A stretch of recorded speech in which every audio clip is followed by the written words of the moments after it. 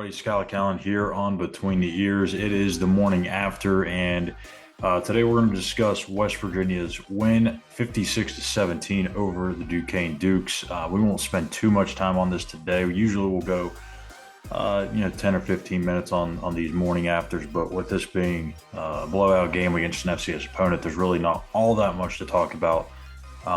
So we'll dive into more of the full episodes moving forward. But a couple of things that stood out to me in this game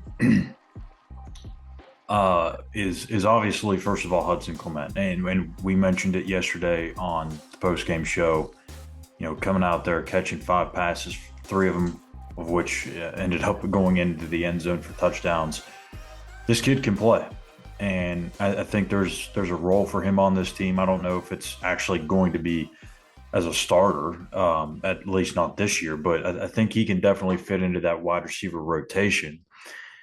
And when you look at, what these first 2 weeks have brought, there's a lot of inconsistency in that wide receiver room. There really hasn't been anybody that has stepped up and made enough plays to kind of assert themselves as the guy or even as a key starter in that receiver rotation. So, I mean, if you were to tell me that Hudson Clement would have the first touchdown catch of the season, I would have told you you're crazy. So we've heard about this kid all the way from, last year, really. He started making some flashes in practice last year. We saw it again in the spring, heard about him more in fall camp. But you always kind of hear these things with walk-ons, right? You hear all this, this walk-on's impressing. He's doing a little bit of this. He's doing a little bit of that, even on offense or defense.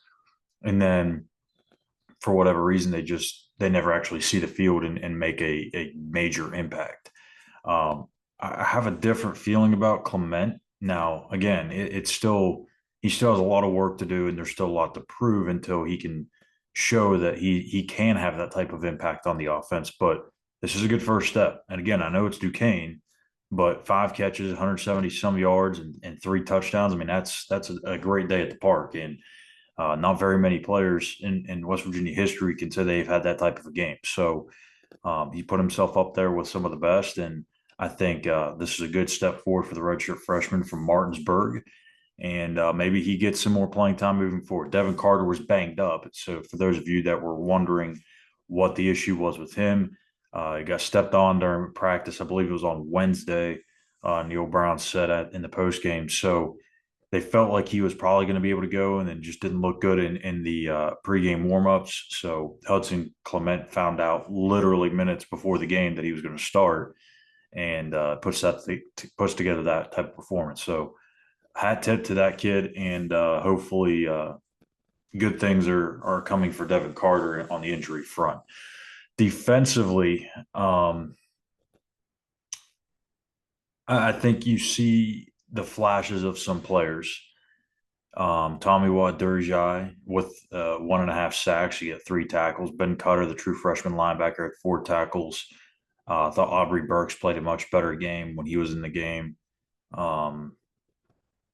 There was a few others too that kind of played well, but I think that the main key, Trey Lathan, obviously, but I think the main key for this defense moving forward is they've got to get something figured out with this secondary. I mean, you can't just keep getting busted or beaten in coverage that often. And I mean, 15.4 yards per completion, that's not good. That's gonna lose you some ball games. And I'm not sure exactly what the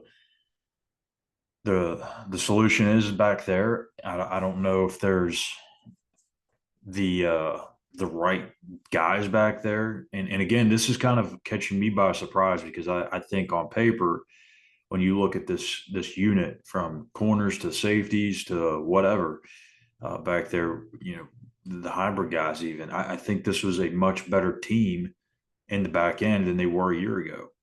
And all of a sudden, through 2 games, it doesn't look like it. Looks like the same type of secondary we saw last year that struggled all season long. So, when you bring in guys like Beanie Bishop and Montre Miller, obviously Miller was out for this game, and he may be out for a while. We have to wait for an update on that. But, Keyshawn Cobb, I mean, they brought in a number of veteran guys. You expect this secondary to just naturally be better, and it just hasn't.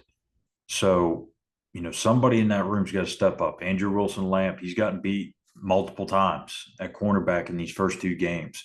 Jacoby Spells hasn't played a ton, but when he's been on the field, it hasn't been great. We saw it even on special teams yesterday, where he was the one that, after the 3-and-out to begin the game for Duquesne, he was the one that was responsible for touching the ball and causing the lost possession there. So there's somebody that's got to step up there, and it's really got to be more than just one person. The communication is not where it needs to be, and they've got to figure it out quickly because I don't know that they're going to need to have it nailed down perfectly by next week against Pitt, because they don't throw the ball that well. But by Texas Tech week, they've got to have some answers, and I'm not sure if they can figure out those answers within the next 13, 14 days. So um, we'll see.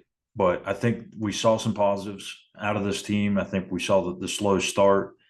Maybe the lightning delay helped them a little bit, kind of refocus and get back into where their minds needed to be. And they came right back out and just, demolished and pushed Duquesne around. So that's a good sign that the delay did not hinder what they wanted to get done and what they wanted to get accomplished. So 56-17, West Virginia over Duquesne.